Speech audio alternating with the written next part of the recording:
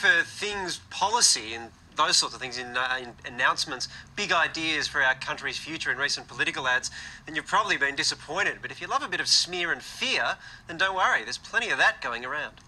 People that have This is the political ad that's got people talking. The funny thing is, it's not even new. The Liberal Party first rolled out this 2010 gaffe by MP Julie Collins when she was first made a minister in 2011. It checks all the boxes for what we've come to expect from modern political advertising. Devoid of policy, creativity and negative with a capital N. They're childish, they're immature, they quick turnaround. They think they can be really clever by being incredibly negative really quickly, and I actually think they're wrong. Tony Abbott and co are such a well-oiled negativity machine that they had this attack ad ready to go the minute K-Rudd won control of the Labor Party last week. chaos, dysfunction. The Libs aren't alone though. Fear and negativity are regular weapons in Labor's advertising arsenal too. Don't let Tony Abbott take us backwards. The political ads of 30 years ago, made you want to vote for someone, not necessarily just want to vote against someone, and they were inspirational. Like in 1972, when the Whitlam government was swept into power on the back of an ad campaign that captured the spirit of the nation. In 2013, the politics of inspiration is nowhere to be seen. But do voters actually buy into the negativity that's being passed off as political advertising today? Spoken by Carrie Bickmore for the project on the 10 Network.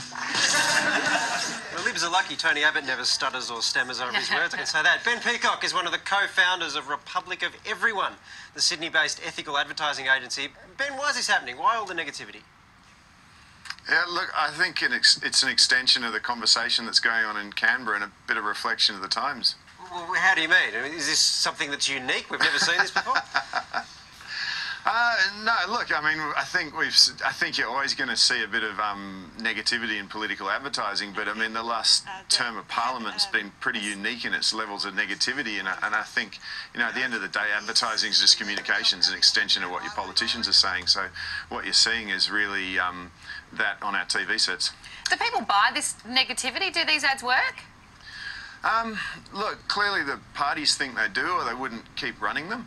But I mean, I guess my comment has always been what's going to stand out in a sea of negative ads most, it's going to be a positive ad. So yeah, to some extent they might work, but you've got to ask how much better a positive ad might work in that situation. Ben, two examples of really successful positive campaigns. One was the Obama Yes We Can, and the other was Gough Whitlam's It's Time from the 70s.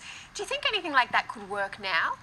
Yeah, look, I think hugely so. I mean, Obama's Yes We Can wasn't particularly long ago, and he captured the times so beautifully with that. You had a place where people were starting to fear the future, and let's face it, there's an awful lot of kind of problems looming in our future. You can sit there and you can fear the future and worry about this stuff, or you can present people with some kind of positive outcomes and some positive ideas, and that's exactly what Obama did.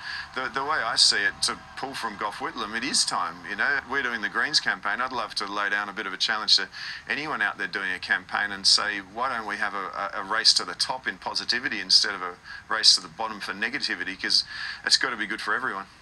But Ben, the race to the bottom's far easier because you just package up a few gaffes from the other side, put some scary music on it, job done, votes come your way. Well, kind of. Look where we ended up last time. Nobody won, did they? You look at those ads and you sometimes wonder if they need an agency. Maybe you could outsource your campaign to YouTube and some teenagers could sit there in their lounge room and make them for you. And Ben, finally, why don't you leave more time at the end of the ad so that guy can fit in his name and who he's speaking for? It's always so rushed. Well, that guy is an interesting question. So I've been that guy.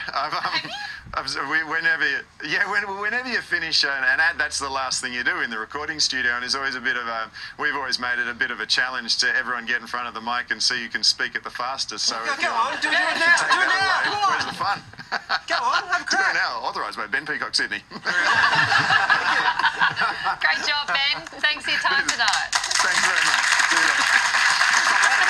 No, he was pretty good, eh? There was some classic negative campaigning in the Northern Territory a couple of years ago. We'll just get an ad up here so you can have a look at exactly... Now, if you read the eye chart on the right, it's talking about the guy in opposition. Hendo is a jerk-off. Get rid of him, is what it much. Not overly subtle, I got to say. I'm not sure who ended up winning that, to be honest with you. But anyway, the message is right there. Hey, now.